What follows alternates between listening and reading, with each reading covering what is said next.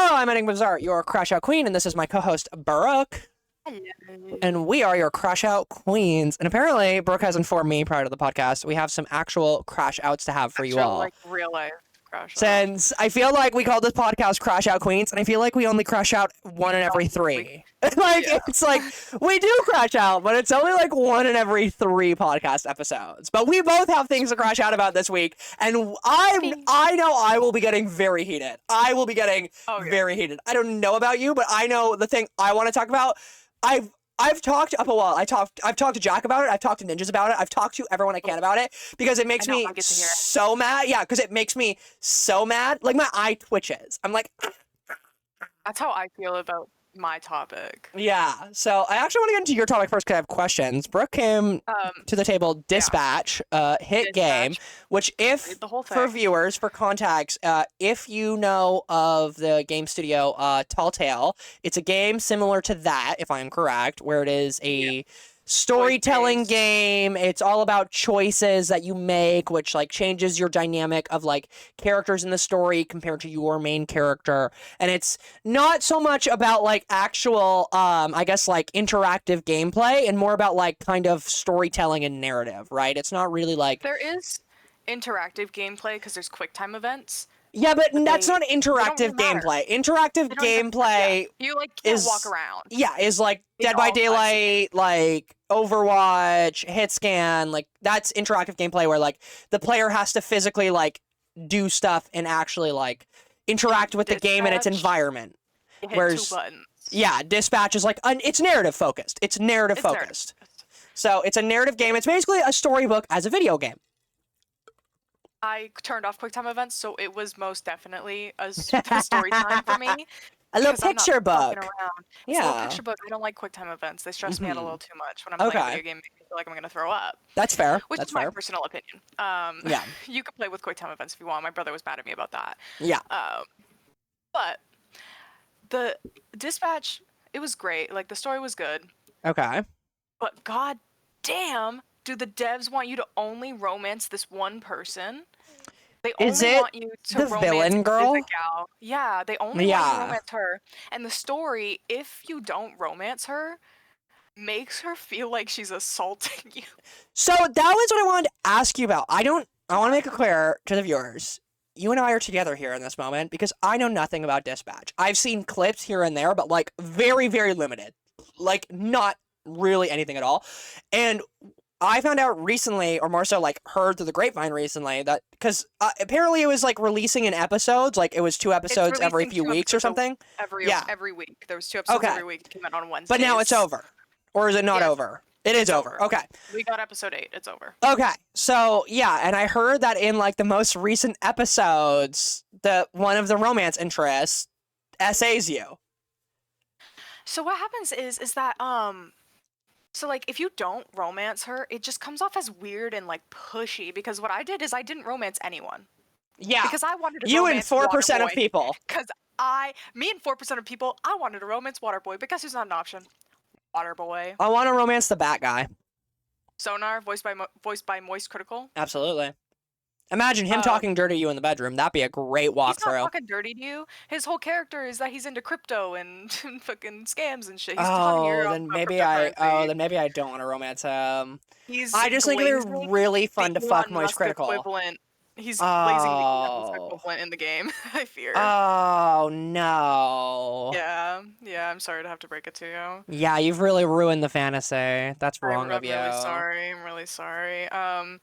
But like in the whole game, basically, so you get invited to your suit breaks, right? Like you were fighting the guy that killed your dad, your suit breaks, and you're basically doing nothing for a while, and you get invited to be a dispatcher at the Superhero Dispatcher Network. Because you're useless. Because you have no superpowers. You're like Iron Man. You relied on the mech suit, right? Yeah, and the mech suit is like, I mean, this isn't really important, but like it's handed down from generation to generation or something. Your grandfather was the first Mecha Man, and then it was your dad. And then it was you, and he has some problems about how the fact he didn't die in this suit, so now he feels like a disappointment a little bit. But like Robert Robertson, by the way. Robert Robertson the third, by the way. Yeah. There's 3 of them. Yeah. That's crazy. So what happens is that the game pushes you towards romancing Invisigal. She's like obviously the one the devs want you to romance. Mm-hmm. But I'm like, I don't want to romance any. She's kind of boring to me. As a woman, I don't find her entertaining. I don't find she's 27 in the game and she acts like a 14-year-old. Is my thing. Lovely. She's always making like dick jokes and stuff, and she can't do anything without making it sexual, and that just like. Oh, awesome. Okay, you're voiced by Laura Bailey. Love that. Love you, Laura Bailey. Who else does Laura Bailey voice? Laura Bailey. I think she was Maka in Soul Eater. Oh. And she's one of the Critical Role players. Oh, okay. That's why you love her. Yeah. Got it. Because Critical Role had a part to play in making Dispatch as well. Like they're credited in the opening with Ad Hoc Studios. Oh. Yeah. So like I think there's 3 people from Critical Role that voice people. It's Laura, her husband Travis, and Matthew Mercer. They all have voices. Of course, fucking Matthew Mercer. I can't escape that man. You can't escape that man. He's in Persona he too. Is so everywhere. I really can't get away from him. He's in Overwatch. I think he's in I think he's in fucking Apex. He's in Dead by Daylight too. Who is he in Dead by Daylight? He's Vecna.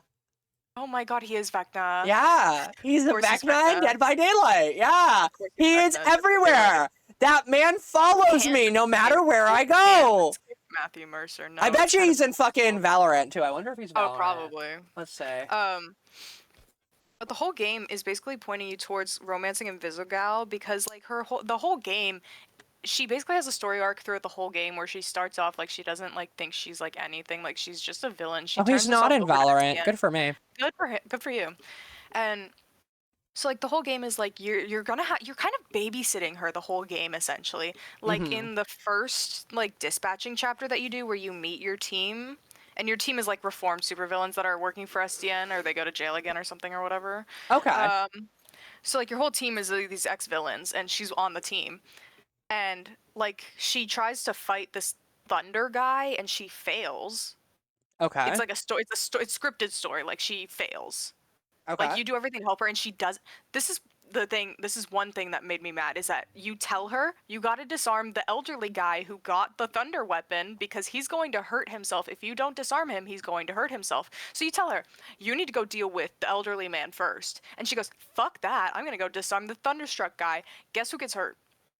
The elderly man. The elderly man gets hurt, and then you tell her, you go, "You didn't listen to me. Are you joking? Like, do you think you deserve to be on this team?" She goes, "Whatever, man. I still did this. Like, I saved the thing, so I count this as a win." Girl, you didn't save shit. Thunderstruck got away, and Granny's hurt. Oh, rough. So why do you count this as a win? Rough. So then, in the next dispatching section that you play, Thunderstruck's back. And basically you have to send the certain character to go do it or else the cutscenes like doesn't work. So you have to go send Malevola to do it, the demon girl. Okay. Hot. And then hot. I know her. Wish you could romance her. Wish you could romance her. Yeah. Trust me, I'd be on that. But Invisigal goes and she ends up tripping Malevola and letting Thunderstruck get away again. Ooh. Because Malevola was like a hair away from catching him, and then she trips her. Oh my god. And so I was like, okay, you've disobeyed me twice now.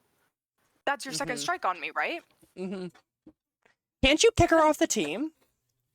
In chapter 7. So then it goes, and you eventually you end up finding her after the shift in a park. Like you get on the headset and you're like, "What are you fucking doing in a park smoking in a kid's park? Are you fucking loser?" And you give her this. You have to give her a pep talk. You have to give her a pep talk.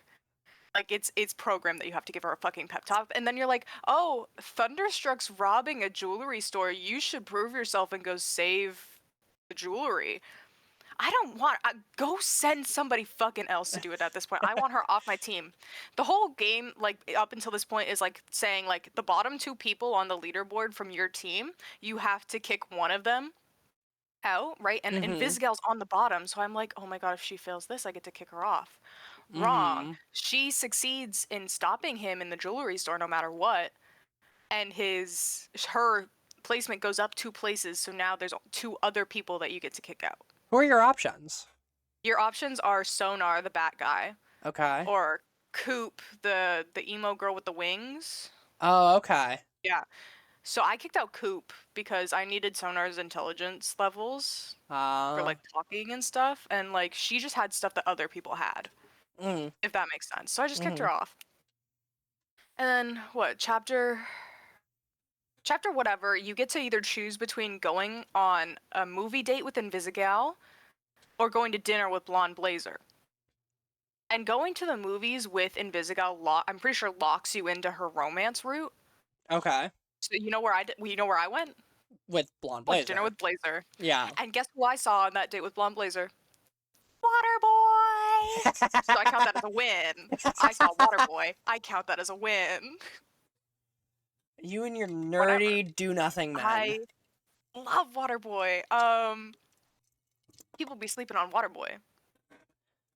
I don't Let me tell think you. so. I feel like everyone loves Waterboy from what I've loves seen. Waterboy, and I love Waterboy too. I was gonna say, I think he's universally loved. Oh no, everybody loves Waterboy. But basically, so I don't go to dinner with her, and it's like, oh, Invisigal will remember that. Okay. Girl, and move on. And move on. So then after you kick off Coop or Sonar, you get to add either Waterboy or Phenomenon to your team. And you chose Waterboy. Waterboy joins the team. And guess what he immediately does on the first mission that you send Invisigal on him with him on? Trips her. Lovely. Love you, Waterboy. You got my back. Get your lick back. Get your lick back. The only problem with adding Waterboy to your team is that he, like, puts himself on random missions until you tell him to stop doing that. But it's fine. It's whatever. Waterboy solos anyway. He'll figure it out. 2 points in every stat. It's fine. But basically, in chapter like 4 and 5, I think. No, 5 and 6 maybe.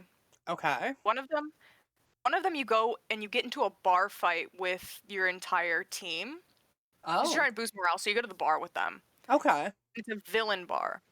And it's like, oh, we can smell the hero on you. Shut up. Doesn't sound like a very intelligent idea to go to a villain bar. That's what I'm saying, but it's the only one that Flambe's not banned from. So. Because in the beginning of the game, you get Flambe and yourself banned from the hero bar because you either throw alcohol or water on him. Okay. And damage him in some way. Kind of based. So you get banned. I threw water on him because if you throw water on him, he loses a tooth. And I thought that was more embarrassing than burning his eyebrows off. Because how did you trip over my puddle of water that I made? That's funny. Okay. Yeah. So we go to the villain bar. We get into a bar fight. Keep in mind, all of my quick time events are turned off, so I'm succeeding no matter what. Yeah. So I'm winning. And then after the bar fight, you can tell your team if you can tell them you're Mecha Man, or you can just keep lying and say that you're Robert, which you're not lying. You are Robert. But you can tell them you're Mecha Man. Mm-hmm. So I told them I'm Mecha Man, and Flabe fucked off and like tried to burn me, and then Waterboy came to my rescue and spat water on Flabe. Okay. Love you, Waterboy. Thank you. Everyone goes around in like this little moment, and they share their real names, and like, oh my god, we're so cute together. Shut up. Oh, okay. Let Golem keep talking because he's voiced by Young Gravy. Oh, Give me more Golem voice lines. But then after that, I'm pretty sure you do like another dispatch round, and like nothing really happens. And then you get to chapters like 6 and 7. Mm-hmm. Chapter 6. I think they throw you a house party. They throw you like a welcome party in your apartment. Okay. At the end, and they're like, oh, the pulse that you need to power your suit that you lost at the beginning of the game, we can go get it. Like Invisigal's like, we can go get it tonight. We can go do this tonight. You know what I told her? I told her, no, we need to come up with a plan because we cannot go get this pulse right now. Nobody's ready. We need to plan this out if you want to go get the pulse. And she goes, whatever. And she punches your friend Chase, this old man. Okay. And then leaves the house party. Oh, okay. And then, like, after the party's done, like, you talk to Chase a little bit, and he's like, why the fuck are we even doing this shit? Like, you know, like, why are we heroes? And you're just like, makes you feel good, right? And she's like, I guess. I love you, Coda. I'm gonna fucking go murder that dog in a second. Don't murder that dog. I love that dog. But basically, what happens is that you find a distress warning on your computer, and it's basically Invisigal left to go fucking ignore you for the 3rd time, ignore your instructions, and go get the pulse herself. For the third time. So you basically have to lead her through this entire...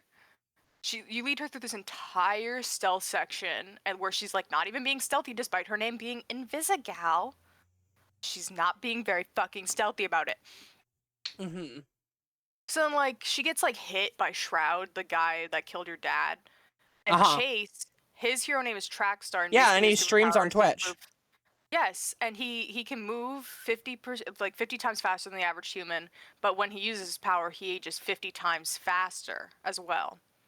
Ah, that sucks. So he's like old now, even though he's only like 40-ish, maybe 50, not even. Okay. And so he books it, goes and grabs Invisigal, grabs everything except for the case with the astral pulse in it, right?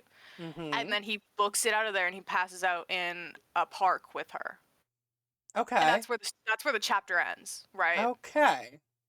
And like it's emotional because like Chase has known you since you were a kid, basically, in the game, and like Invisigal's on the floor and you're like no, and then you see your dog in your arms because Chase was holding your dog, and then you turn him and he's just like keep up, and then he books it and you're like oh my god, he's gonna die if he uses his powers one more time. Wrong. Mm-hmm. Oh, okay. He's in a hospital bed in the beginning of chapter 7.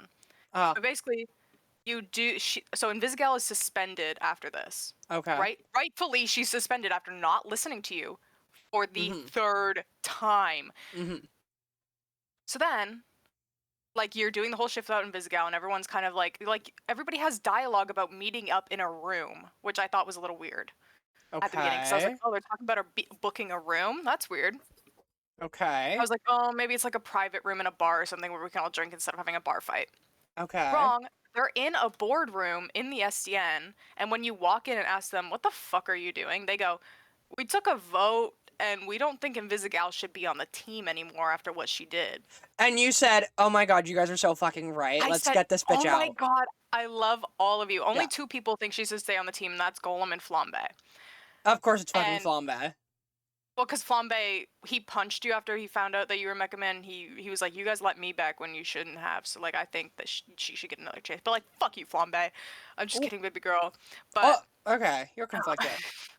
So I closed out of the game, and I created a duplicate save file so I could do one where I kick her off the team and one where I can keep her on the team. Doesn't matter anyway, by the way, because she still left me.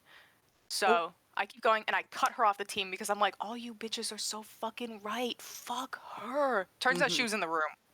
Ooh. Turns out she was in the room the whole time, and she ran out when I kicked her off the team. Ooh. And then I go in the locker room to find her, and she's got her fucking shirt off. I've seen the locker room scene. And they have, like, full tits. Yeah, full tits. And so I'm like, oh my god. So she's talking to me, she's like, oh my god, like I had these augments because my lungs weren't working right. And I promise, and then she's like, I'm the one who planted the bomb on your back in episode 1. Because Shroud made me do it, and I'm like, oh my fucking god, shut up, put your shirt on. So I told her I didn't know how to feel about that, and she dipped, and I was like, good, because I don't know what to feel about that. Okay. So she books it, and I go through the whole game without her.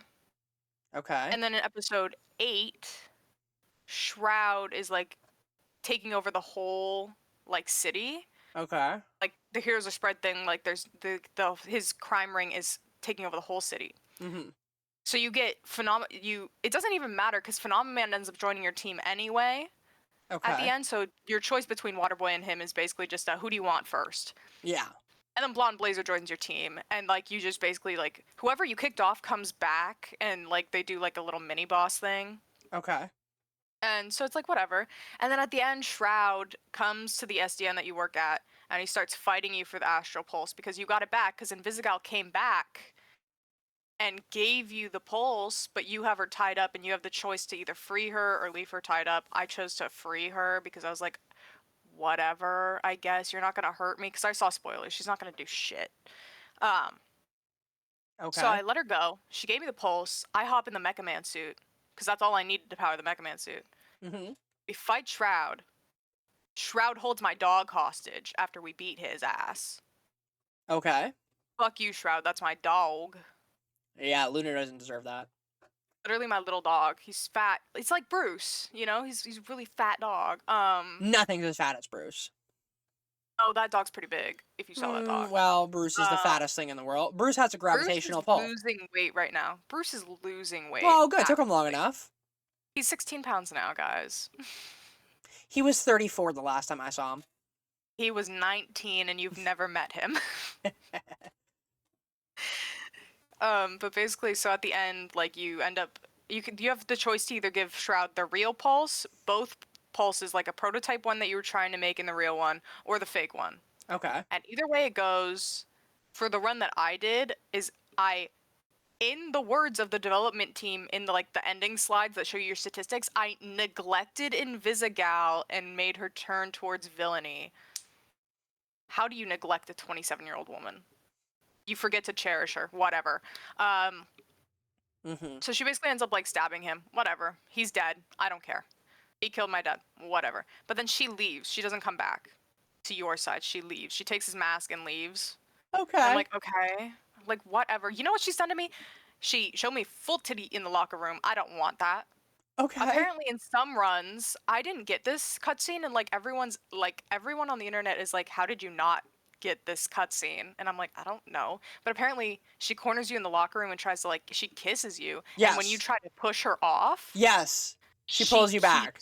She pulls you back, and then you have to keep pushing her off until she gets the hint. Yeah. I did not get this cutscene, so I don't know what the fuck I did wrong to not get this cutscene. She did not fuck with you, twin. She did not fuck with you. And I'm okay with that, twin. Where's Waterboy? You know I'm up in that janitor's closet with him. Robert is unfortunately not bisexual, so... Robert is a bisexual man name. No, it's not. For the Robertson? Robert Robinson is the most heterosexual name out there. No. So anyway, I did not get the cutscene, which also this cutscene, now that I know it exists, just makes me hate Invisigal more. Yeah, obviously. Especially because the whole game is basically trying to push you into romancing her. Mm-hmm. There's a whole scene of her doing it on the bed at the beginning of chapter 4. Oh. You can't skip it, by the way. It's an unskippable cutscene of her just going at it. Can you skip any cutscenes in the game? No. Okay, so that's not crazy. I think if there was one cutscene I should be able to skip, I think it would be that one, because I don't want to watch that over and over again. But it's important to the storytelling. Really, it's not. It's used for one dialogue option. I tried. And that's it. I tried. I tried playing Devil's Advocate. Did not work. Like, basically... My brother romanced her because he's like, I see that she, like, cares about, like, wanting to become a hero and, like, everything, and, like, she just wants to make herself better. And I'm like, personally, I think she's a walking HR violation, and she should be gone. She should have been cut instead of Sonara Coop. Is such a great way to put it, actually. She is a walking HR violation. She was in my men's locker room, like, how many times? That is heat. Walking, and I'm like, I don't... to me, that the romance options were so boring that I could tell that it was a man that made it, because why was it that? Well, because tits. Tits. And I don't want that. Give me a bisexual man in a game and let me romance a man. Yeah, I've always thought, especially in games like that, any game with romance options, this isn't even like me trying to push a woke agenda. It's not even that, though. I think every game that has a romance option should have their protagonist be bisexual, pansexual, or demisexual, and just let them fuck anything. And that has nothing to do with wokeness and everything to do with you making more money. And everything to do with you making more money. And let me make my own choices. It's just way more, like, profitable to make your main character able to fuck anyone they want. Do you know how hard it was for me to navigate not romancing anyone? Do you know how hard it was for me to get that ending? You and 4% of people got it. That's the one stat I know about it, is that only 4% of players got it. 4% of people got it, and I'm one of them, because goddamn am I not romancing either of those boring-ass options. Yeah. She's a walking HR violation that makes me hate her every time she opens her mouth because she can't say anything appropriate to save her life. And you didn't want to fuck Taylor Swift? And I'm not going to be Blonde Blazer's rebound. In fact, I'm going to be Phenomaman's rebound. Let me date Phenomaman. I'll be his rebound. I will eat the gift baskets that he's been sending to SDN. I'll Me eat and his Waterboy bush. were eating it up. Oh. Doesn't he have a mustache? He does have a mustache. He got a bush. The carpets match the drapes. He's an alien. Actually, he has a voice line in the game that says his alien stuff was not compatible with human stuff, so. You can't see the face I'm making, but it's a very concerned one. It's a very concerned one. The whole... Because he calls hugging people making love because he's not from Earth. Okay. So it was the whole thing, but I didn't romance anyone, and it's pissing me off that I had to do hoops. I had to jump through hoops and hurdles to not romance anyone. Mm-hmm. And the romance options that are there are boring as hell. Mm-hmm. That's fair. I honestly, I shouldn't have even been able to romance anyone in a game like this. Mm-hmm. Because I'm like, you've disrespected me time and time again. I am your dispatcher. I am your boss. You should be listening to me. When I tell you don't do this, don't do this. But you're a walking HR violation who's making out with me when I don't want to in the locker room. Fair. Leave me alone. But everyone on Reddit hates me. I don't even post on Reddit, but I know they hate me. Why are you on Reddit? I'm not even on Reddit. I look at Reddit over my brother's shoulder because he's starting so many flame wars on Reddit. Podcasters, if you're listening and you're on the Dispatcher Reddit, I'm so sorry if my brother started a flame war with you. No, your brother doesn't go on Reddit and actually post stuff. No. He does. No, I told you. Oh my I told you about god. this. That's like me. Yes. That's like me. Viewers, if you ever see a comment on TikTok or Twitter, I was drunk when I did that. I was belligerently drunk. I get drunk and I am in comments. I'm in comments.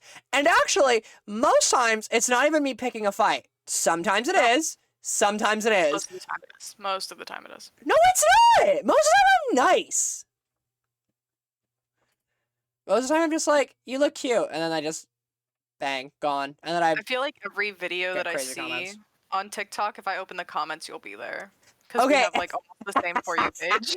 Libby said that exact same thing. It's like every TikTok I get, I open the comments and you're there. And I'm like, that's none of your concern. Thank you very much. I mean, you're always there.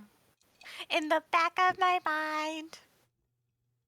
Was that the Chicago song? God. Wait, David. Oh, that is him. Romantic Homicide. What? Yeah, no, that's what I was doing. Yeah, no, don't ignore that. Oh, you were referencing... I thought you were referencing, what's his name? Joe Keery? Is that his name? That one song? Oh, when I'm back in Chicago, I feel it. Because I think that lyric is also in that song.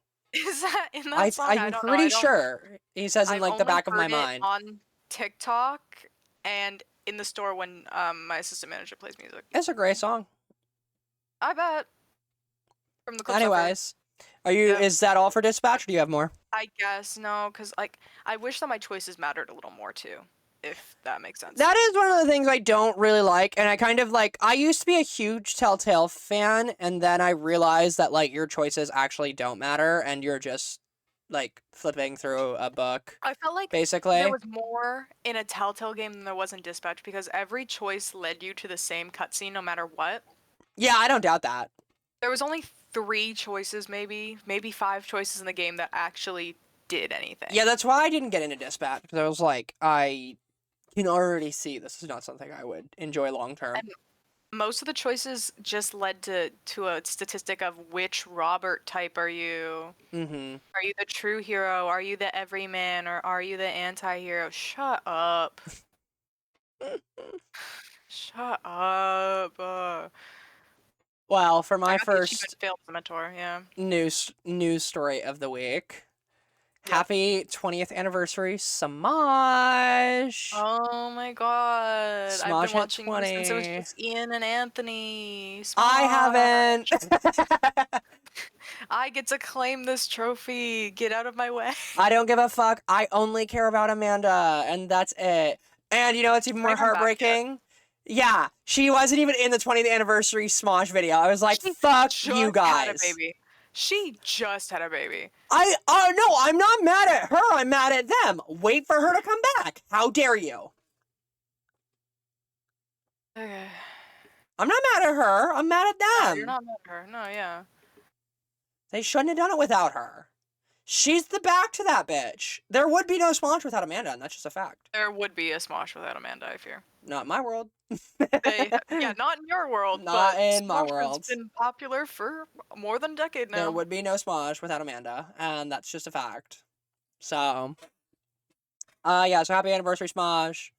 Cool that that's like gotta be like the only like internet long-term like conglomerate, like social media. I don't even know what to call them. Like they're so one of a kind. I know, but it's like they're not like yes, they're a company, but it's like not like a normal company. You know what I mean? Like it's like they're so kind of unique in what they are, and it's really cool. Like it's awesome that they're so successful and like doing so good.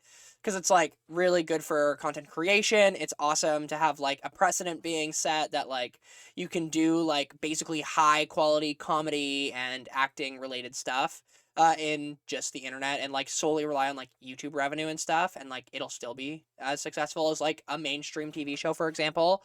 Because, like, guess what? These Smosh videos, specifically, I bet you those Try Not to Laugh videos are getting, like, 10 times the views some of the most, like, expensive TV shows on cable television is getting right now. So, like, that's crazy to think about, but they're good for them. I have a question for you. Yeah. Have you seen, the Sydney Sweeny interview recently? No, but I've heard that it's getting her a lot of heat right now. Well, so I didn't watch the full thing, but Sydney Sweeney's having a fucking nightmare press tour right now. And it started with this interview, and it's just like gone even further downhill. So this interview basically was I don't even know what it was for actually. I just know it was like an interview with Sydney Sweeney for whatever fucking reason. Whatever she was promoting, I don't know. I would assume Euphoria or one of her 2 new films, Americana and Christie. I don't know. I haven't heard of either of those. So we're gonna get into that. Because no, you haven't. No one has. So she's on like a pseudo press tour for like those movies, I assume. Both movies, by the way, monumental flops. Millions of dollars in debt. Did not do good at all. Like both of them, monumental failures, which is so funny to me. But on top of that, she does this interview, and the interviewer asks her, being like, "So you got in trouble for a jean commercial, da da da da da," and Sydney Sweeney was like, "It's just jeans. I don't know what the big deal was. It's just jeans." And that was like her answer, basically, which just crazy, crazy to claim like you don't know. I get it. If she would have said like, "Oh, I see why people had a problem, but it was just a commercial about jeans," I think she'd actually be very valid. I don't think Sydney Sweeney, for example, like genuinely, I don't think Sydney Sweeney owes an apology for that commercial, because I can guarantee you Sydney Sweeney did not look at that script before the fucking commercial and probably didn't think about like what it was kind of referencing, because Sydney Sweeney is what? A white, cis, blue-eyed blonde girl. She doesn't think further about things. She probably got the job and was just like, "Oh, yeah, a jean commercial. Sure, why not?"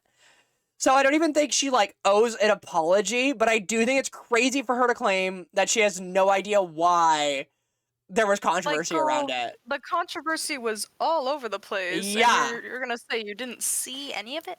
Yeah, she was like, "I just didn't go on my phone. I just don't use my phone that much, so I don't even know why people were mad." And it's like, yeah, you fucking do. Yeah, you fucking do, bitch. Good fucking try, but it's not fucking working. Another thing that came out recently is that apparently Euphoria is going to start their press tour soon, because obviously that show's coming out, the final season. And apparently Zendaya has gone on record and said she will not be seen in the same room as Sydney Sweeney. So our 2 like lead actresses of the show will not be in a room together for the press tour, which is just so funny. I just find that to be fucking hilarious. And also, obviously, good for Zendaya, but, like, also just fucking funny. Girl, what are you doing? What is the crackling? Don't worry about it. No, we're recording a podcast. I have to. Audio is like the one thing that needs not to be fucked up. So whatever you're crackling, you need to put to the side and wait till we're done recording. But, yeah, and then apparently she was caught kissing Scooter Braun, who I think, isn't that the Taylor Swift guy? That's the Taylor Swift guy. Yeah. So apparently she was caught kissing Scooter Braun. So she's really going through the fucking motions and publicity right now. She's going for it right now. A monumental run of just fucking everything up that you can. And now, kitties, we get into my crash out of the week. Because it's my second topic on here. So we're going to talk about Hazbin Hotel. And famously, I am not going to say. You're going to say I have been. I do not think I have been a Hazbin Hotel defender. However, if you want to argue... a little bit. No, I think I gave it points because I've seen the show, whereas you've never seen the show and just assumed everything about it was bad. I've seen clips of the show and I thought it was bad. That's like me. That is just not how it works. But okay. Hold on. Is that why they played Poison the other night when I was at the Living Tombstone concert? Did he help write that? Maybe. How am I supposed to know? I would assume if they played it, yeah, but I don't know. How would I know? You're the Living Tombstone fan. You should know that, not me. I don't know the names of the people that play on the Living... I think he did. Is his name... Oh, I don't even know what the voice actor's name is, actually. I don't know. I have no idea. You just type in people. Anyways. Oh my god, yes, he did. He helped write Poison. Well, get fucked, loser. Anyways. Yeah. Your faves are a part of it now, so you're in it. So, this week, however, I will have nothing nice to say about Hazbin Hotel. Which is interesting to me, because... my take on Hazbin Hotel is not going to be unique this week because across the internet, it has been pretty universally agreed. These last two episodes, I believe it is episode 5 and 6, I believe is the most recent episodes that aired. And it is pretty universally agreed upon that these episodes have done monumental damage to the show. And once again, I've said it before and I will always say it again. I never said and never thought Hazbin Hotel writing was amazing, great, nor even good. I literally admitted it was not a well-written show. But it was, at least, it had, I should say, entertainment value to the point of, like, it was sloppy enough that you could kind of ignore all of its flaws for how, like, it's like a bad movie, you know what I mean? When you watch a bad movie, where you accept it's bad, and you're just like, I'm just in it for the ride now. But this is so bad. Like, you've put too much into, like it's the sunk cost fallacy? Not even that. It's like going into something knowing it's bad, but, like, at least it's entertaining, you know what I mean? Yeah, train wreck. Okay. Train wreck, where it's like bad, you keep watching it, though, right? Okay. And, like, the only thing that ever kept me into it, and I've said this time and time again, is there were songs on it that were good. There was good musical theater in there, and there were good musicals in the show. And that was really the only thing I ever fucking cared about. And then I said last week that was already starting to, like, rub off and fail on me, because we were 4 episodes deep, and I was like, the songs are really not doing what they need to be doing to keep me actively attending this, and it's not working. And then this week came out, and the songs were not even that bad. However, the writing was so bad that these songs could have been fucking immaculate. God himself could have came down, stuck his finger in my ear, and it could have been a Hazbin fucking Hotel song. And it's still, the writing was so fucking bad that I still would not have been able to get past these 2 fucking episodes. And let's start from the top. So I have to give some Hazbin Hotel context, because this is the thing. Spoilers. Huge spoilers, kiddies. Nobody cares about spoilers anymore. I know, but I'm prefacing it just in case. So, Hazbin Hotel Season 1, we end off, and we basically find out angels are bad. Hells and sinners are, just like, bad. In this weird limbo of, like, some of them are good, some of them are bad. You know, there's 50 Shades of Grey to everything type shit. yada, yada, yada. And one of my biggest gripes in season 1, which I don't remember if I mentioned, but I think I did mention last episode, was in Hazbin Hotel, our, like, kind of main reason why the angels are bad for sinners isn't just because, like, angels are, like, elitist or something, which, by the way, would have been a way better fucking storyline, but no. It's because angels commit, and in Hazbin Hotel's own words, I'm not even gonna be facetious here, Hazbin Hotel says it outright, angels commit a genocide of hell every year, basically. Yep. And in the first season, they make it every 6 months instead. Yada, yada, yada, yada. We have a whole plot line where our main character, Charlie, who is the daughter of Lucifer, which if you don't know, Lucifer is the king of hell. Hopefully you know that, but I guess I'll say it just in case. She goes up to heaven and, like, questions him on this and is like, why? Da, da, da, da. Angels' reasoning for all these things is because there's an overpopulation issue in hell. Already kind of a problem, because what do you mean by that? Hell is this, like, never-ending, expansive punishment of the damned. How does it get overpopulated? I have questions about that. They never answer them, but they do feel the need to say it. Yeah, if they're dying all the time, why is the population so high? Yeah. So that was, like, a thing in itself.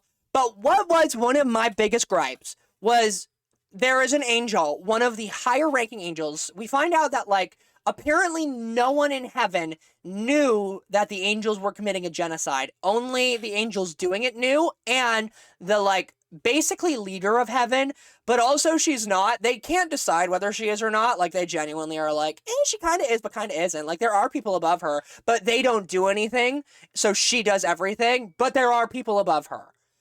Which is, like, God and then God's speaker are, like, the two people above her. Implied. There might be more. But those are the two implied characters above her. But God has not been seen in heaven in who knows how long, apparently.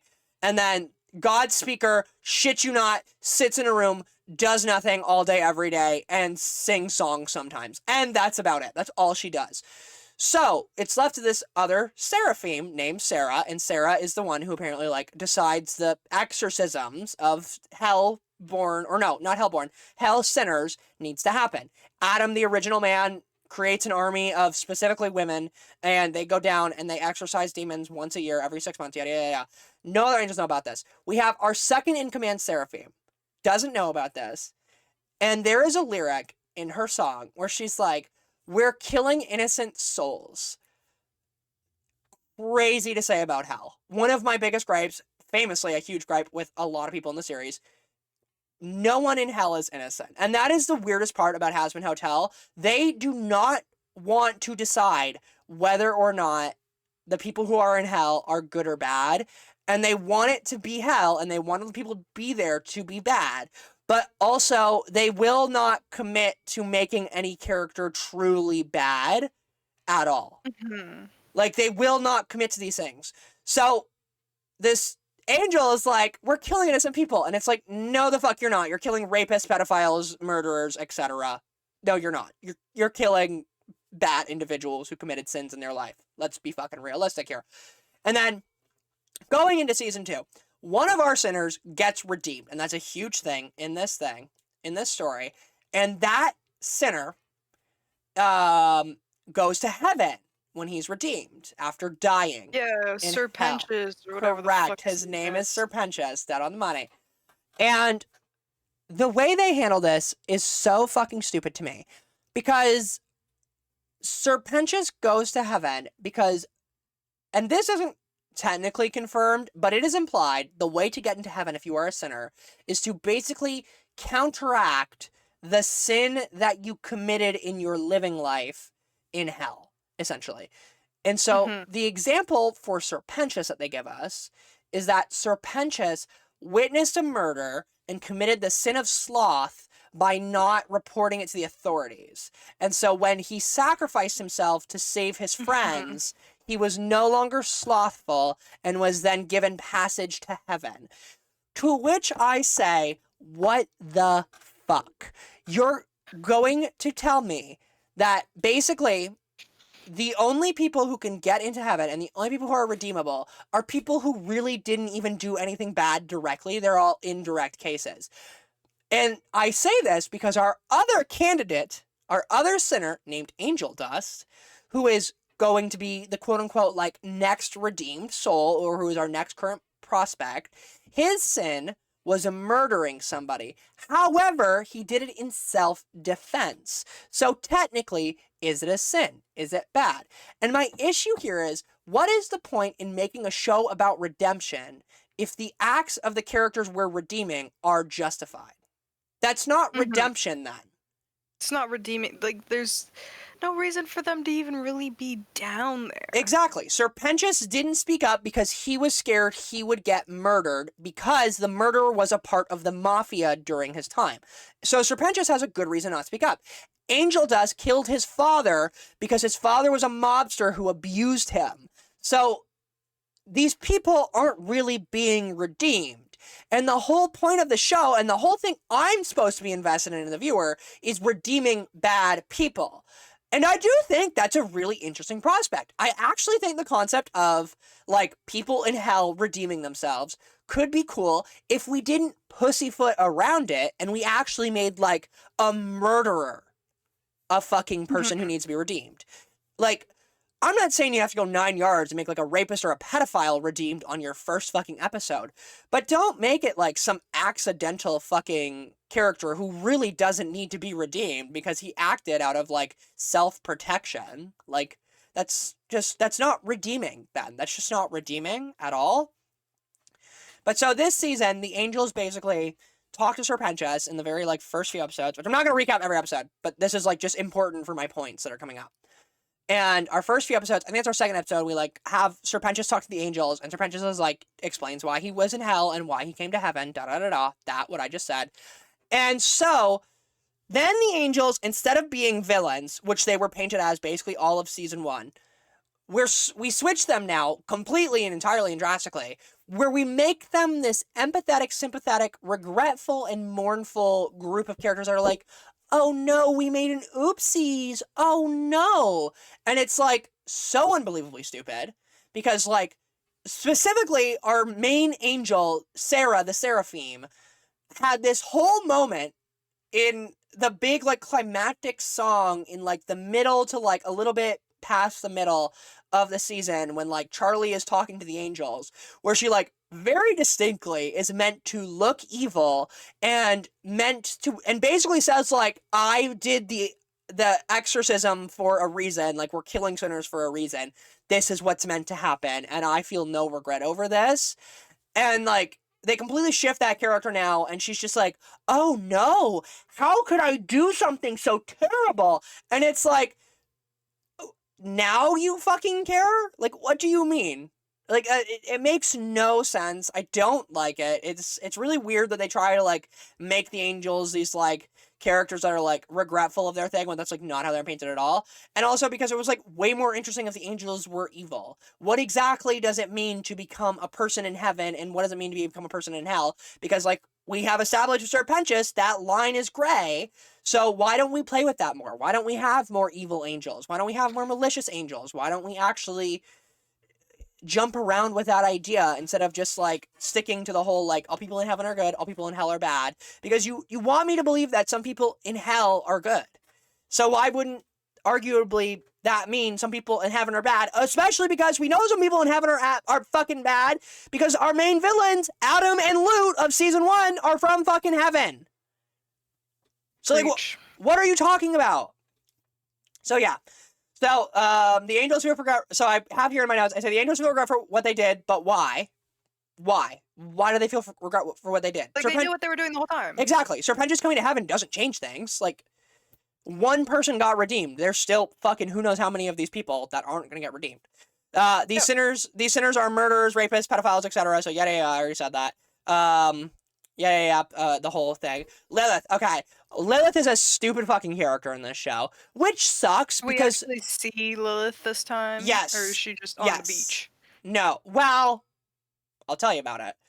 This one gripes me a lot because one of my favorite, like, religious characters is Lilith. I love the story of Lilith. I love the wronged, like the first wronged woman of history. I love the concept. I love the anthology of Lilith. I love the history of Lilith.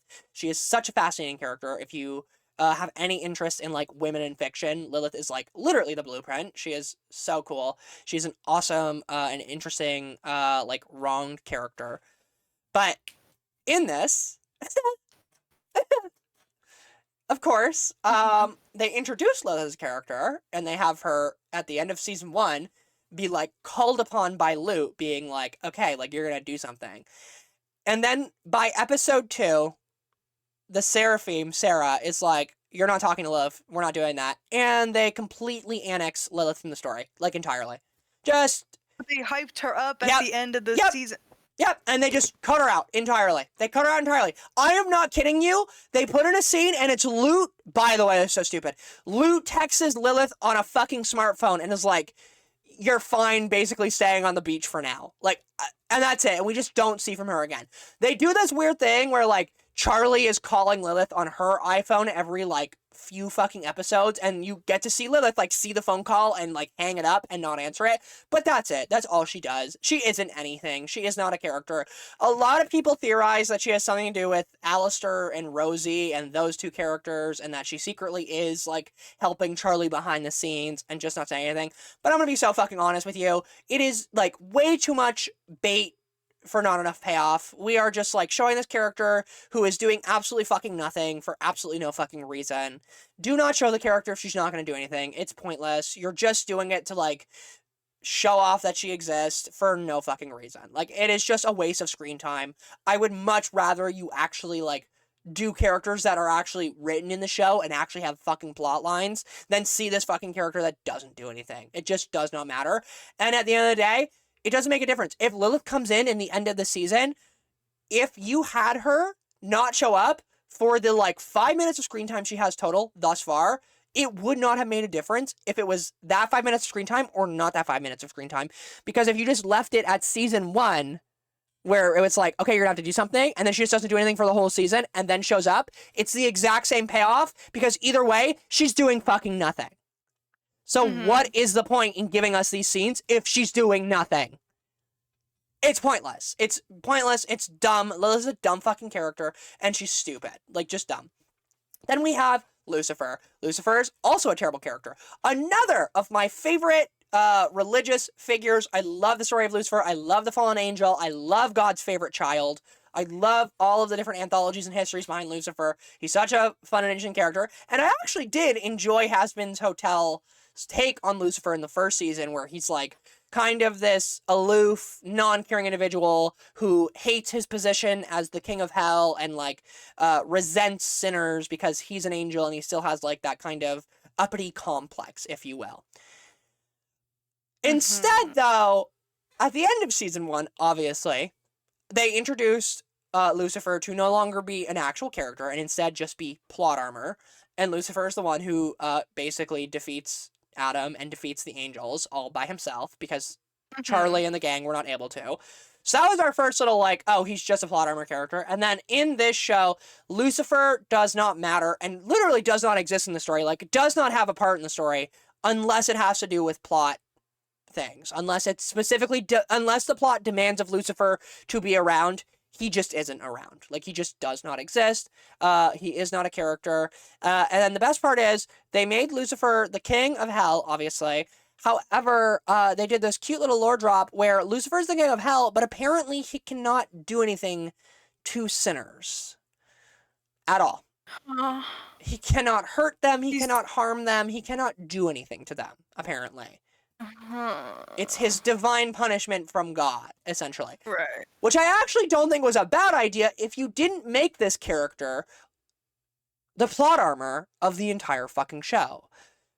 So you want me to believe that he's this all-powerful character that basically if Charlie needs him to do something, he does, but now he can't do anything at all. So what exactly is his role in the story then?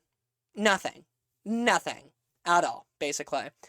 And the worst part is in the most recent episode, they left us on a little cliffhanger where Lucifer, or where our main villain of the show, named Vox, the TV head guy, pretends to be Charlie and is like, oh my god, daddy, meet me here. And then Vox is like, we're going to use him as our battery for our weapon to hell. So now they're going to have Lucifer get, like, captured by Vox somehow, because if they didn't already want to make the character be useless, he's going to get outsmarted by a fucking sinner, and be outdone by a fucking sinner, and be weaponized against heaven, because he can't fucking do anything. So they're just gonna make him, like, doubly fucking useless and dumb. So that's, like, really fucking cool and awesome. Great way to just, like, completely slaughter one of your, like, primary fucking powerhouses, but fuck Losing me. to the TV has to be so embarrassing. Yeah, we'll get into that, because fucking Alistair loses to the TV, so. Oh my god. So, here's the thing. Now we're going to talk about the really thing that makes me angry. Because none of this even got me to my pushing point. But this got me to my pushing point. Our three antagonists of the show this season, instead of being the angels, are what's called the 3 Vs. Velvet, the girl with the red and black and white hair. Valentino, the predator and rapist. Or I guess he's not a rapist, but he's a pimp. And then Vox, the TV head man. Yep. Vox is the least likable character out of the 3, and that includes a sexual abuser.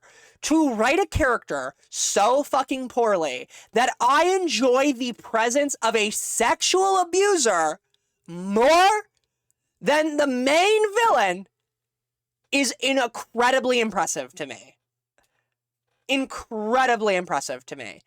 Vox is so obnoxious and so stupid. He's meant to be this intimidating, scary character, but everything he does is incompetence. He is not intimidating. He is not scary. He has no power to him. He is not interesting. And it is funny to me because a part of this to me is very clearly intentional, because what they're clearly setting up is they want Vox to kind of betray the other 2 Vs eventually, and then the other 2 Vs turn on Vox and prove that Vox isn't that powerful. That's very clearly what they're setting up.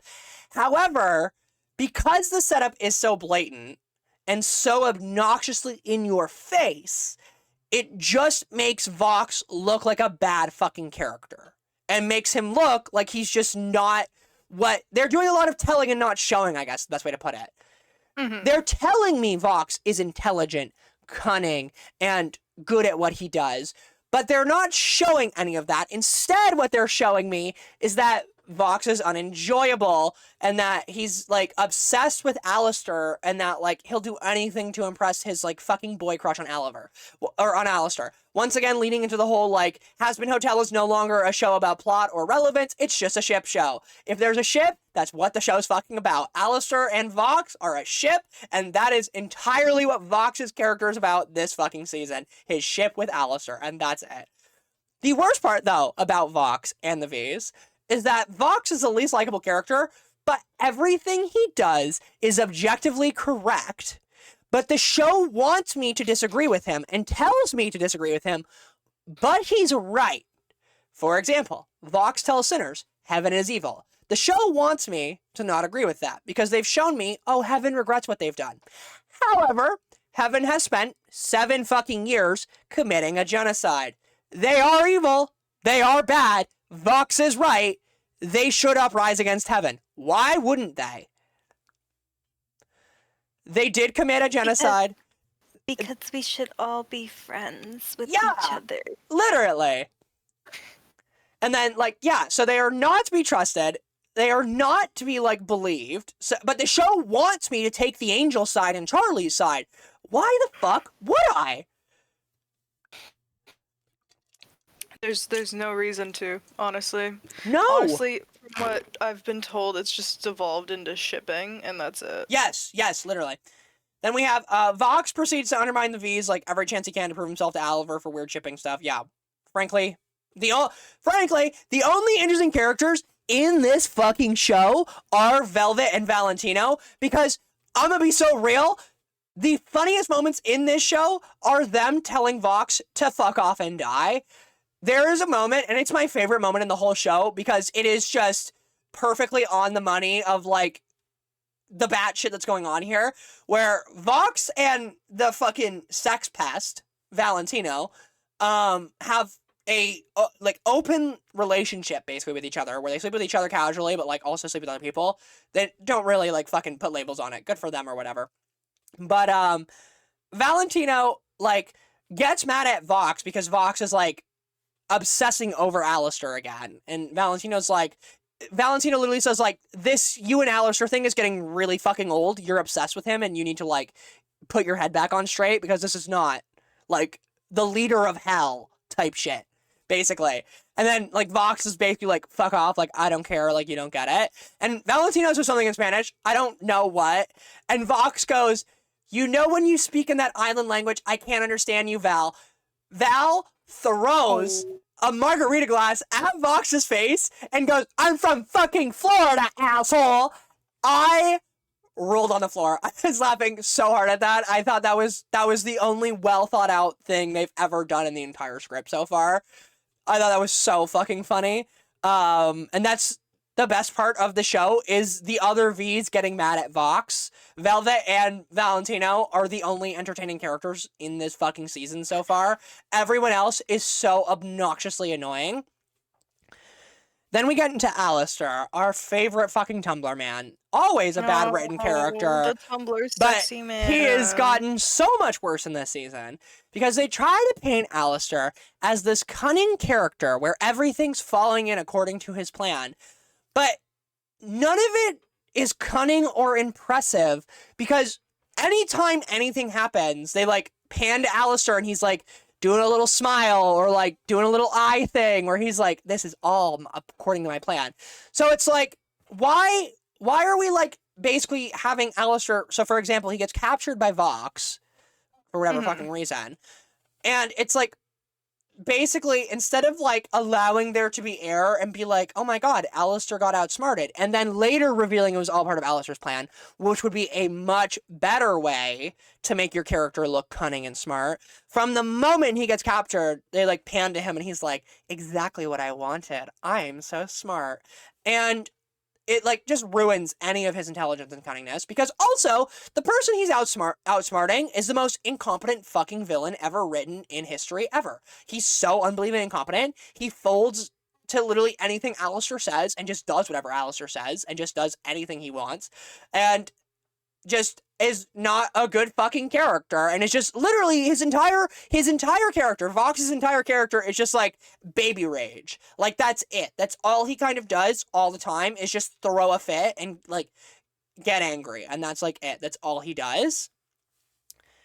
And like it's crazy. But the worst part is once again, all he does is baby rage, but he's still fucking right 90% of the time, and I'm still on his side because he's fucking morally correct, which is crazy to me, but okay. And then we have Charlie, our main character, who is genuinely the worst character ever written, in my opinion, like ever. Historically, like worse than Alistair, worse than the V's, worse than Lucifer, worse than Vaggie. Even Vaggie's pretty bad, but fucking all, like, none of them hold a candle to Charlie, because Charlie makes every single wrong decision she can in this season. And this is going from episode 1 to episode 6. Every single wrong decision she can make, she does. If you're in a room, if you have to take an exam and it's like one of those things where it's like only one person in the room can pass. Yeah, and only one person in the room can pass. Choose Charlie fucking Morningstar as your opponent, because you will fucking pass. Because she fails everything she can. Nothing is done right by her, and everyone around her just forgives her and is just okay with her being entirely incompetent, and it's fucking sane. Not to mention, she's like powerful and smart until the plot needs her not to be. So like she can use her powers of like being the daughter of the king of hell, unless the plot doesn't want her to do that, in which case then she fucking can't, which makes no sense. And she just says so many fucking stupid things, and it's so fucking obnoxious, and she's so annoying. And speaking of Vaggie and her, one of the big things in this season is that Charlie's like, I'm gonna, like, I don't even remember what she does, but she's basically like, I'm gonna fuck off and not do the hotel things, which, by the way, what is the point of the show? Hotel. Yeah. You wanted the hotel. What is the point of the show? Yeah. You had to fight for the hotel. Yeah. But what are we doing? But for this season, she's just like, I'm just not going to do the hotel things. Hey, Vaggie, can you do it? And Vaggie's like, yeah, sure, babe, I can. Because Vaggie, to a fucking fault, and I mean that because it's not a compliment. This is an insult. A loyal, stupid bitch girlfriend who just rolls over and does whatever Charlie fucking wants her to do, no matter what. So Vaggie does take over the hotel and does everything for Charlie. And then one of the things that Vaggie does, because Vox is like basically running a smear campaign against Charlie this season, is she goes to Lucifer and she's like, hey, is there any chance you could go like intimidate Vox and like tell him to fuck off? Because like you're kind of the king of hell and you kind of don't do anything. So do you mind like using that authority and maybe like authoritizing the sinners by chance? Not a crazy thing to ask. Actually, why have we not done this sooner? Vaggie is the only person who's used her brain so far. Let's ask the king of hell to deal with a problem in hell. What a good fucking idea. So Lucifer does that. And then Charlie finds out about this. And instead of Charlie being like, oh my God, thank you guys for trying to help. Like, I'm sorry it didn't go well. Yada, yada, yada. She gets mad at both of them and tells them both to leave her hotel. Mind you, Vaggie has been taking care of the hotel all by herself for 5 fucking episodes straight. That is all Vaggie has done, is take care of the hotel. She has done nothing but try to help Charlie, has done nothing but do everything for Charlie. And Charlie's like, you need to leave. Like, fucking insane. And then there's that scene that you've seen after where Vaggie apologizes to Charlie for some reason, brings her a cake, and then they do that stupid love song scene. I skipped it, Brooke. I literally skipped it. Like, I couldn't watch it, so I literally took the little fucking time slider, and I just went boop, boop, boop, boop, boop, all the way through it. I couldn't watch it. I was like, that's insane. Why is Vaggie apologizing? She didn't fucking do anything wrong. She literally did everything she could for her girlfriend to a fault. Vaggie still goes back to her. Like, I was like, oh my God. And then why would I? Yeah.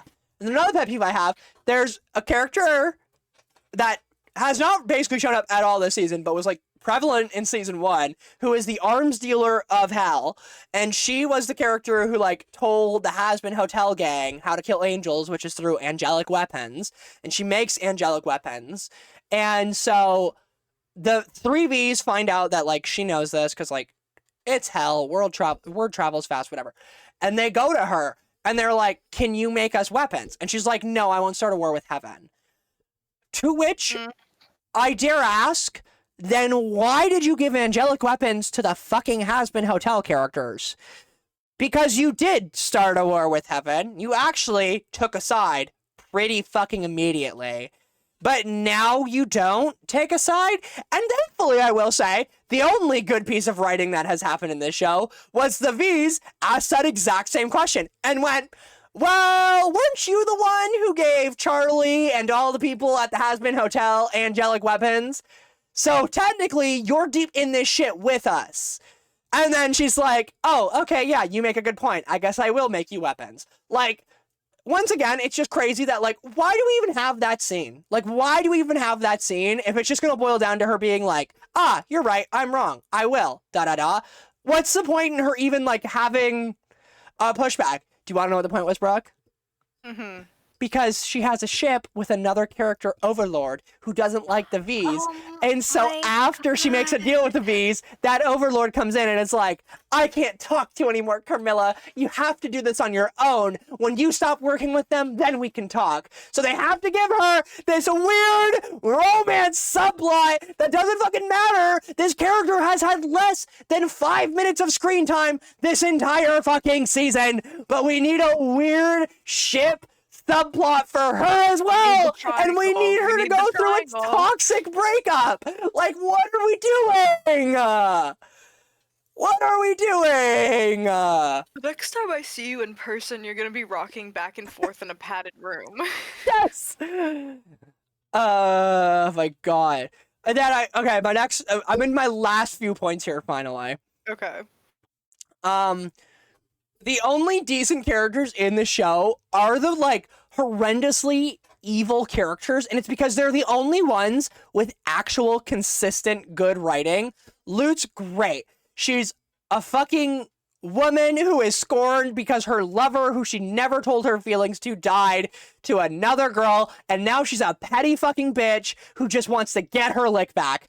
Good for fucking her. I support you, Lute. Get that lick back. Fuck everyone else around you.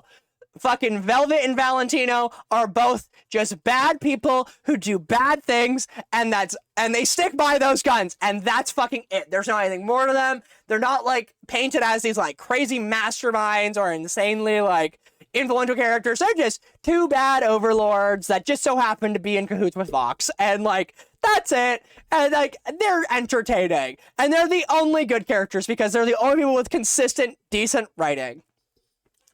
And then, here's the real kicker, because we're still not done. Here's the real kicker. We have, in this show, of course, retroactive retconning, Brooke. Yay, of course. Retroactive retconning for a show that has 2 fucking seasons. Because you know the thing is with retconning, I actually don't mind retconning if a show is long running and the writers decide they want to go in a different direction than what they originally intended. It's been not even 2 seasons, bro. You're a season and a half in. And not just that, it's 2 seasons, and each season is only 8 fucking episodes long. It's not even a full television season. One? Yeah, it does. Yeah, it does. Bitch. So I'm absolutely appalled at retconning this. Yeah, like you said, halfway, or I guess a little bit over halfway through the 2nd season, only, like, what, 14 episodes, I think? Yeah, 14 episodes, 6 and 8. 14 episodes of a show, and we're retconning things all fucking ready.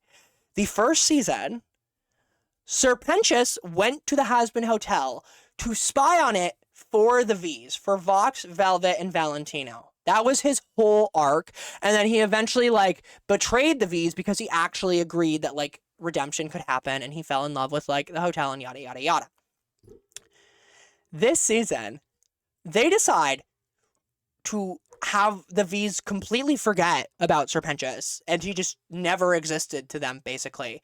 And that instead, Angel Dust has been a spy for the V's the entire time because Vox can hypnotize Angel with his fucking demonic powers.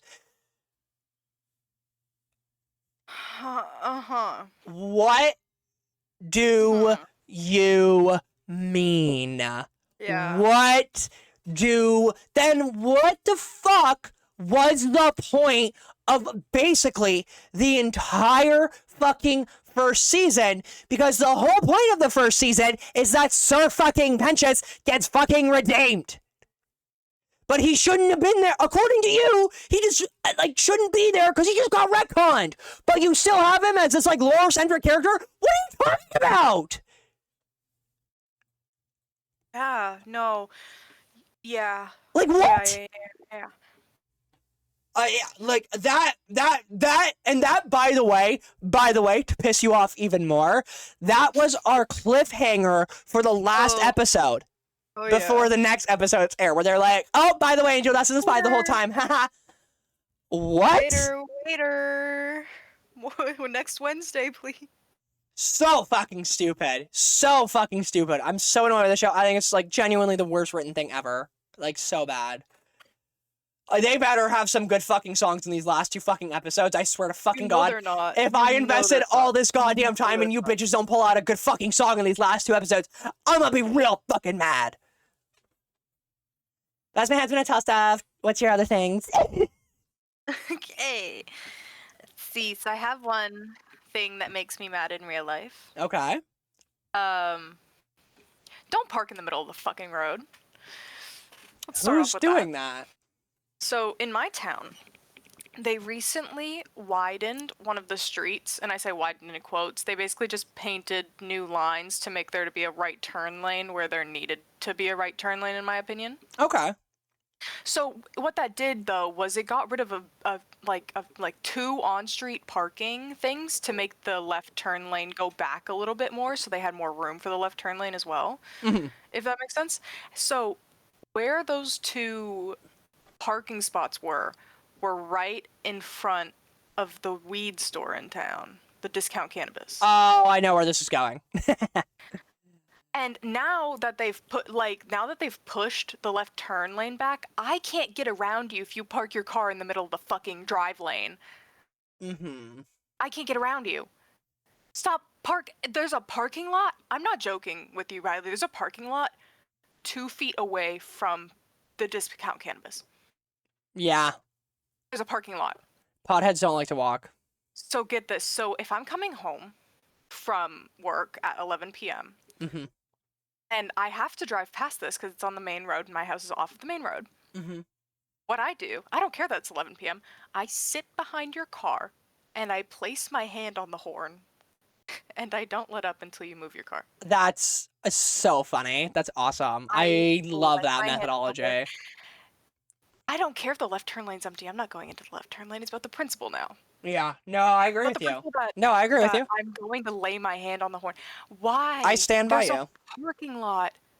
Not that far. Your weed is not that important. I stand by you. The parking lot's never full because nobody parks there. The only thing that's in that parking lot is the 7 Convenience and a Little Caesars. Park in the parking lot. Yeah. Park in the parking lot, kids. There's your PSA. It's right across the street, too. There's a Domino's parking lot across the street, too. There's a pedestrian walk button that you could use. PSA, kids, gals, theys, thems, boys and girls. I will lay my horn down until you move your car. Park in the parking lot. Or Brooke will find you. I will find you. You might be watching this video in New York or Toronto. She'll find you. She'll drive there. She'll find you. I'll do it. She'll find you. Because what I did once was that it was a guy in front of me in the left turn lane, so then we left turned onto Main Street, and I'm right behind this guy. He slows down, he puts his hazards on, he stops right in front of the Discount Cannabis You told me that story. I think you actually told this story on the pod. Yeah, I just laid my hand on the horn until he moved. And it took him 3 minutes to move, by the way. I don't know what he was thinking. Yep. Yeah, no, I do it. I will do it. Trust and believe, I'll find you. She'll find you. If you park in the middle of, I'll find you. She'll find you. I'll find you. What's your other story? Is it the paparazzi guy? Yes, it is the paparazzi guy. That's my other topic. So me and Brooke have a shared story, I think. Oh, yes. Where presumably you're talking about the guy who bum rushed at the premiere Wicked, bum rushed Ariana Grande.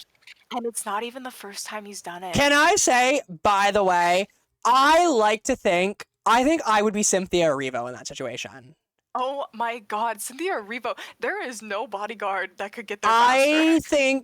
I really do think my instincts would kick in, and I think I would do exactly that too. I think if my friend got bum rushed by somebody, I think it would not matter the size difference at all.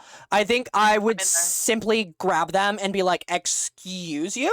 Excuse the fuck out of you? No, ma'am. No, ma'am, no, ma'am, no, ma'am. Yeah, I did have this, where it's crazy to me that this man has bum rushed on stage with Katy Perry before and, like, caressed her. He jumped on top of The Weeknd. He's now done Ariana Grande, and I think he's done other ones as well, but I couldn't find... more people, Yeah, I couldn't find confident sources, but I do know that he's done at least those 3 now.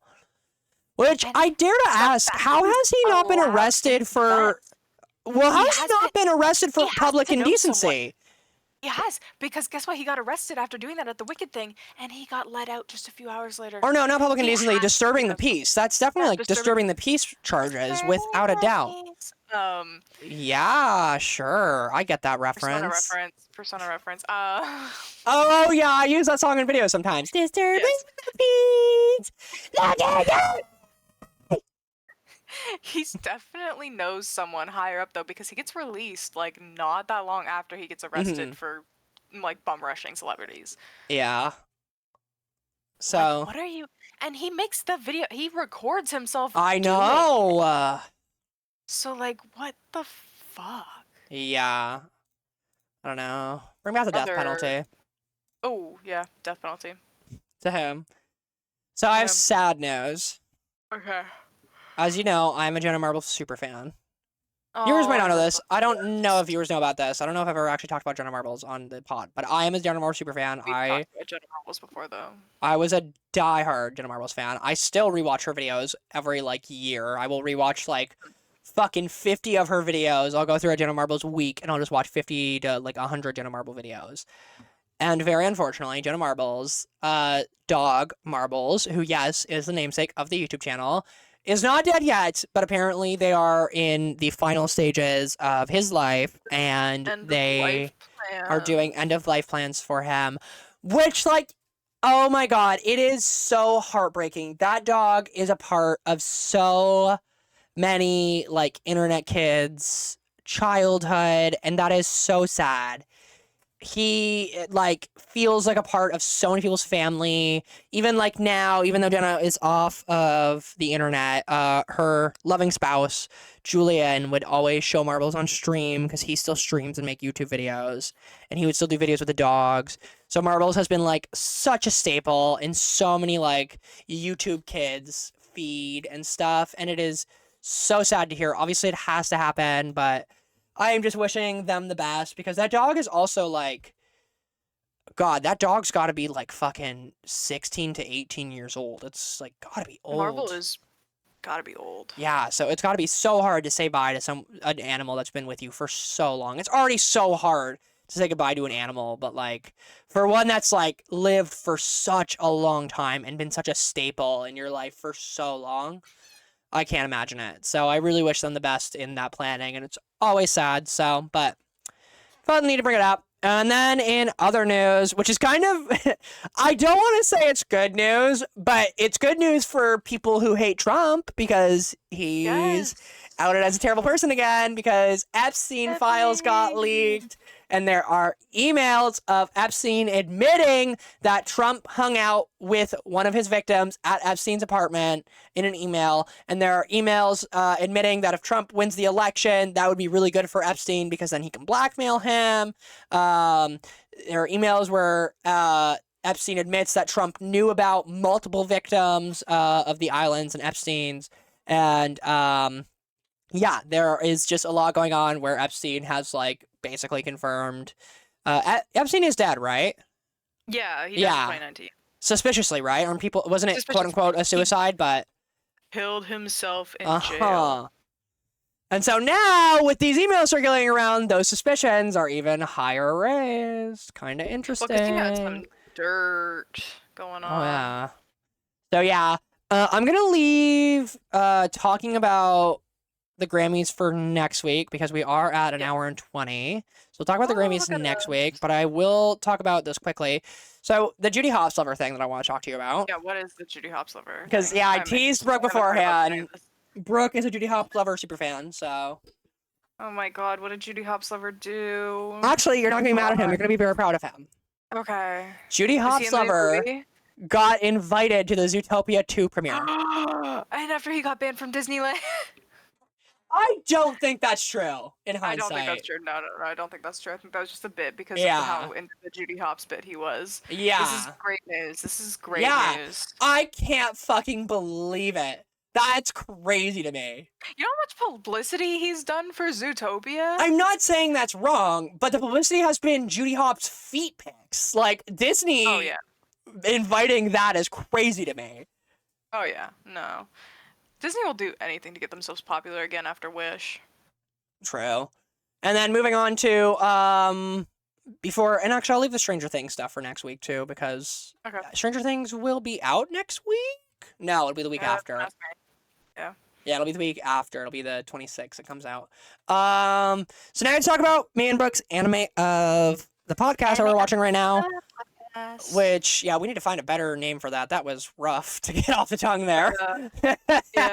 Let's just say anime of the week, but I realized that we're not watching multiple animes every other week because that would be too much. But The Great Pretender. Anyways, we are recapping episode 3 and 4. Yep. I'm gonna be real with you. I don't have any spoilers or much. Well, I kind of do actually, but I'm not going super in depth on it. But I know you love going super in depth on this. You really have dove into this. so happy that we now have like a woman leading the opposition for the police. So my first note is new detective, comma, cunts as fuck. Dude, the way that in episode 5 she hops up into that bathroom and she goes, you good over there? Oh, she had me when she walked into the detective room and was like, puts her hand on that fucking table and she's like, are you going to work with us or are we going to tell everybody about how you're affording that tuition or that summer home? Or are you going to work with the FBI today? And I was like, okay, bitch, throw your dick around. Because it's okay to throw your dick around if you're a woman. Oh, yeah. I like that when she was turned around looking through the blinds that everyone was flipping her off in the back, and I know that she knew and she just did not care. Absolutely. Absolutely. Oh, yeah, I love her. Yeah, she's awesome. A nonchalant queen. Great new character. You know what's really funny? I was thinking the entire time, because I don't know if it's the same for you, but for my Netflix, she's the header for me. She's the header for me too. It's her. It's this other girl too. Sometimes there's this white-haired girl that's the header for me sometimes. I haven't seen that one yet. It's mostly her that was the header, yeah. Yeah, and so for the longest time, I was like, "Who is she? Is she gonna be a new thief?" And then she walked in, and she was the FBI agent, and I'm like, "Oh, she's our opposition." But I'm so here for it. Yeah, I am. And my next note for this, which is all of episode 5, these bitches are so in over their head. Simply so in over their head. Is so pushy about making the drug. So particular. Oh yeah. Oh, I love it so much. And I love that he was just like, I'm not gonna make it here. Yeah. It's not clean enough. Yeah. He's like, how could I be so fucking stupid? Yeah. I'm gonna renovate this entire place for you right now. We'll have it done in a week. Yeah. Shut up, I'm not doing it in 2 weeks. A week. Yeah. Yep. So in over their heads. Love the iPad with a video tutorial on how to make fucking oxytocin. Love that. Yes. Love that whole bit. So awesome, so funny. I knew Makoto was an iPad kid, but how was I supposed to prove it? I also I thought about it after. It's a very, to me, Western show for like a Japanese anime, if that makes sense. It is. The whole like FBI cop show style. I think a lot of like CSI shows, Law and Order, I think of like, or even like fuck, what's that one movie called where they're magicians and they get away with heists? Now You See Me? Now You See Me, yeah. Now You See Me. Things like that, like especially like all types of like heist shows or like very Western, very American films, very yada, like stuff like that. And I was like, it's really interesting to see like a Japanese take on that archetype. I really enjoy it. Also, further proof, animation is just always a superior art form. I think it's so gorgeous. Everything that is done in it is awesome, and you just could not get so much vibrancy and so much greatness. Even when characters are lying, like when Rakoto, is that his name, Rakoto? Makoto is like sweating of nervousness, like so much better than like if you had a live actor pretending to be nervous, like way more cool to look at, way more appealing, like interesting. The smugness of characters, like the stuff like that, like I just think it's so interesting to see like a Western show done in an anime format. Really cool. Really love it.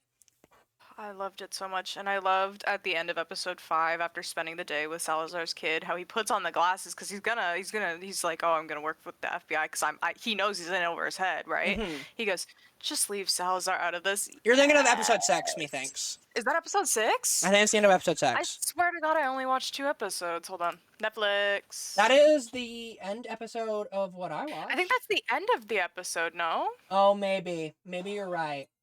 It's like the very end of the episode. You're right. You're right. Yep, you're right. You're right. Because I don't remember any. Because I remember going, I'm only gonna watch 2. Yep. And then I actually sucked. I also said, however, show's a bit weird with me with like the kind of fetish stuff they do. First it was a feet thing, and then that piss scene was like really uncomfortably long. Yeah. I literally put piss kink ? Like very uncomfortably long, where I like, because if anything of value happened, I would say, but it was basically just a still image and then the background noise of someone peeing. Yeah. And that's it for like 30 seconds. And I was like, this feels unnecessary and weirdly fetish territory. Yeah, it's like watching a Law and Order episode, right? Yeah. But actually, yeah, my final note was Salazar is the best character. I would ride his face. Love him. Oh, okay. We're getting into two different. I like that he likes to take care of his son, and I'm sad that and he can take care of me. And guess what? There's no fucking mom in the picture anymore, so I have my fucking shot. Are you gonna take care of that kid? I can breastfeed it. That kid is too old for that. Good, because I'm all dried up anyways. Yeah, we know. Rude, hateful, disgusting of you. Yeah, okay, Grandma, let's get you back to bed. That's all I have on the Great Pretender. Yeah, I think my only note was, finally a badass woman. Or you just don't watch the right anime.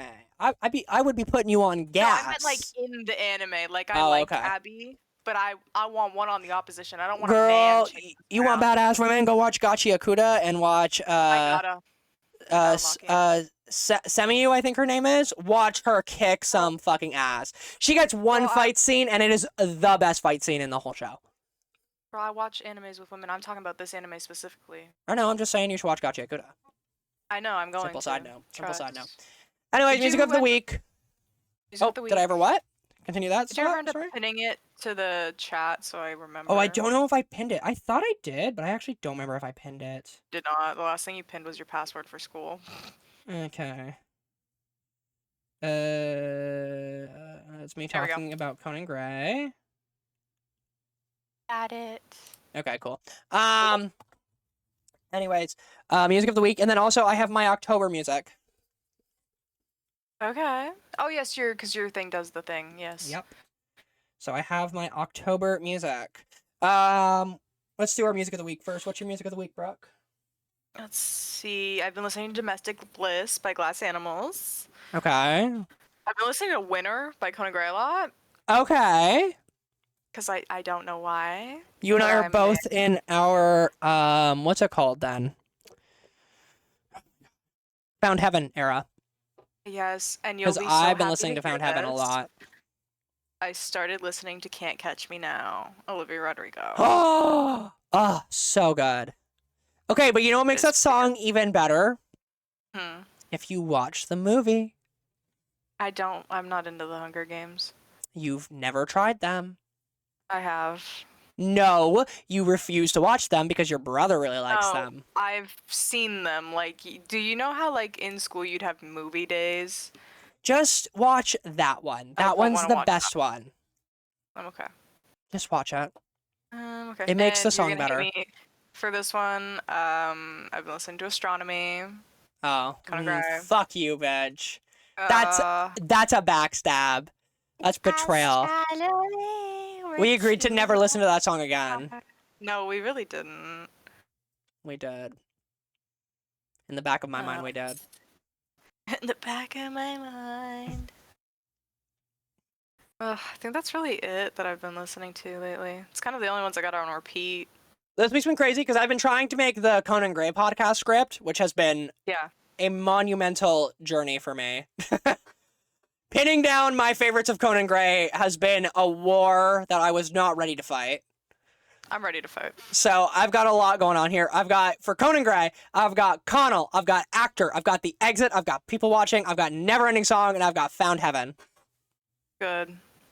I like that. 2 songs from each album, I realized. You changed your bio on Discord to Connell lyrics? I was waiting for you to figure that out. I was going to text you, and then I was like, I'm going to see when she figures it out. Yeah, I noticed it the day you did, and I was just like, is that Connell? And then I was like, probably. And then it is. So we're still matching. I just changed which Conan Gray song. And then I have In the Sea, which is one of the songs in Chainsaw Man. Really good. If you want a really gut-wrenching piano instrumental song, that's all it is, just a piano instrumental. Oh my god. It is gut-wrenching. So good. I have You'll Be Mad at Me, but I do like the song. I don't even say I love the song, but I like the song. Sarah's Confession from Hazbin Hotel. Then I have a legal mashup of 2 songs, which is Sailor Song and Call Your Mom. Call Your Mom being by Noah Khan, and then Sailor Song being by Gigi Perez. There's a mashup of those 2 songs, and I love it. And then I have Please Be Rude by Gigi Perez. And then I have my October recap. Brooke, who do you think my top artists were of the month of October? Conan Gray. Are you going in order? There's 5. Oh, there's 5. Oh, yes, we're doing the whole thing. Okay, so Conan Gray, Billie Eilish. This is not in order, by the way. I'm just going to start naming them. Okay. Conan Gray, Billie Eilish. Shit. Have you been listening to enough Gigi Perez in October? That's the question. No, I don't think you have. Doja Cat, because she just released that new album, right? That's her? Mm-hmm. She did. Yeah, so Doja Cat, Billie Eilish, Conan Gray. 2 more. Beyonce might be in there, because Beyonce's always in there, right? She goes in and out month to month, basically. It depends. Depends on the vibe of the month. So maybe not, then. No, she'd be in there, because you had a few of her songs in at that party, right? I don't think you had, like, one. I might, I might have had one, but I don't think... Look at is it Gigi Perez would be the last one? I don't think so. Girl, I can't give you any hints. I can't think of another person. You're gonna be kicking yourself because this person always makes it in my tops, and I'm always like, I don't even think I listen to her that much, but she's always there. She's always there. Who is that? I'm just gonna tell you. Number 1. Doji? No. Number 1, Conan Gray. Number 2, Doja Cat. Number 3, Billie Eilish. Number 4, Gigi Perez. And number 5, Halsey. Halsey, yep. She's always there. She's always there. Okay, what do you... was there, though. I was right. Yes, you were. Yeah, you got basically every single one. You did. You nailed it almost on the head. Yeah. Okay, I'm not going to make you guess all the songs, but I do have 2 Conan... Actually, there are 3 songs in here I think you can guess. One of them... Connell. Okay, yeah, so 2 are Conan Gray songs. One is not a Conan Gray song, but it's very on theme for the month of October is the hint I'm going to give you. God, okay, Actor and Connell. You got one of those right. What? Oh my god, have you not been listening to Actor? Pookie, are you okay? I know it's Connell, I know the right one's Connell.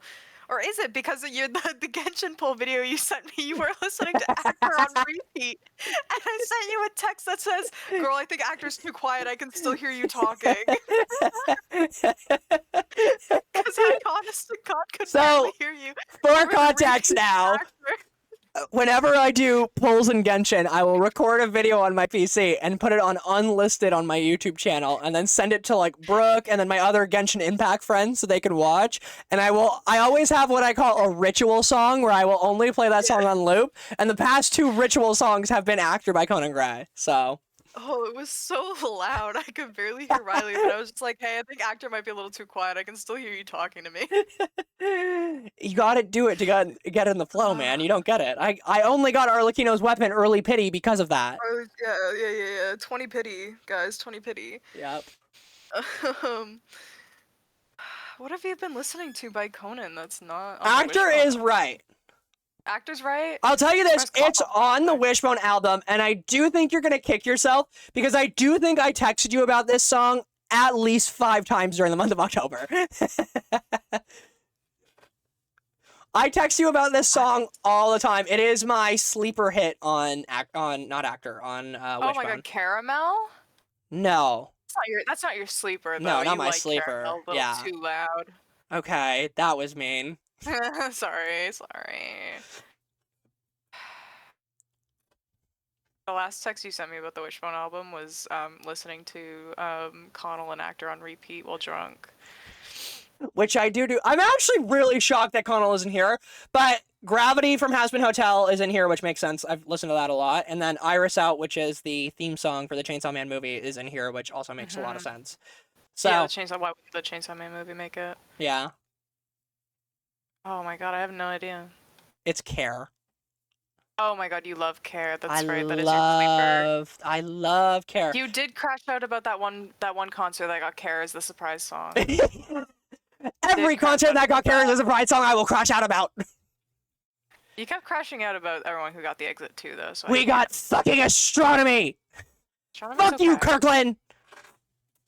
Damn, and I know people that know Kirkland too. Good, you can tell them I said fuck you. Okay. I don't know Kirkland and then the last song that I think you should be able to guess is very on theme for Halloween. If you listening to that, you wouldn't be listening to the Nightmare Before Christmas soundtrack. No. It's Calling All the Monsters by China and McClain. You're gonna kick yourself because you made a comment about how many times the song played at the Halloween party. Oh my god, because we heard it like 3 times, and I was like, oh my god, can we be done with this now? And then you skipped it. Mm-hmm. Why was it in there 3 times? It was the same version of the song, but like 3 times over. What's it called? Oh my god. Oh my god, why can't I remember what it was? I didn't even have anything to drink that night. That's the worst part. I know. Of this. It's embarrassing. Oh my god. Okay, I think Apple Music is lying to me.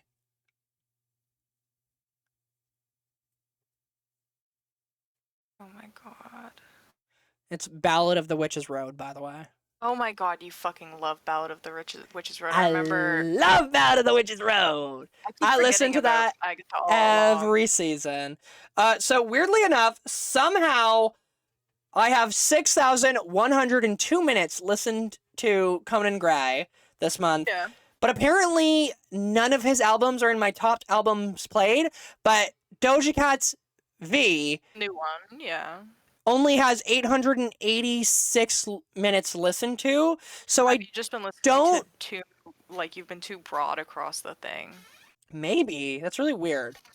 Yeah, it's like Doja Cat V for 8. You know what? Maybe it's only if I like physically click into just the album. Like maybe it doesn't count playlist streams. Maybe that's why. Yeah. That might be why.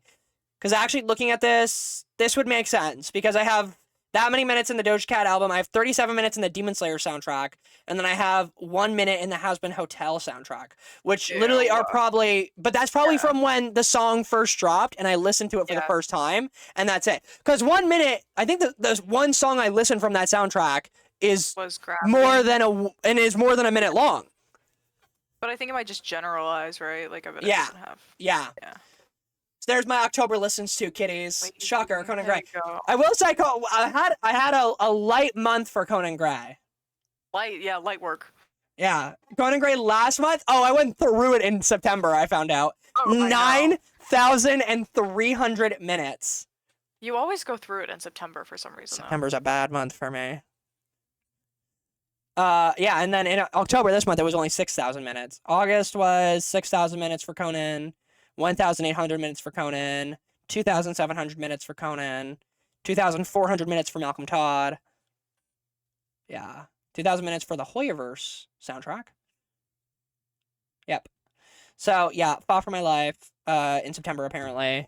And this month was a light month. So, Conan, sorry, babes, I let you down. So, yeah, I think we're all done now. Yeah, sounds about right. It's been like an hour and a half. An hour and 42 minutes. Wow. And thankfully, I don't think I have to cut any of this out. I don't think so. So, easy work for me. Didn't say the F slur this time. Whoopee! Well, I'm Editing Bizarre, your Crash Out Queen. This is my co-host, Brooke.